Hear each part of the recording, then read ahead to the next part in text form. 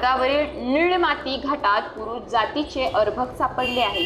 या घटनेची माहिती मिळताच मोखाडा पोलिसांनी बालकास ताब्यात घेऊन जव्हारच्या उपजिल्हा रुग्णालयात उपचारासाठी दाखल केले।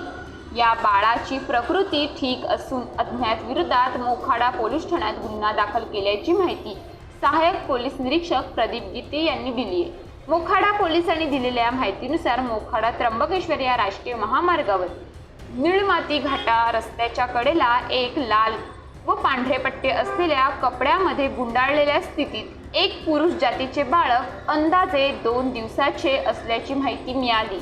सदर घटनेची माहिती मिळताच मोखाडा पोलिसांनी तातडीने दखल घेत या बालकाला ताब्यात घेऊन जव्हारच्या उपजिल्हा रुग्णालयात उपचारासाठी दाखल केले आहे।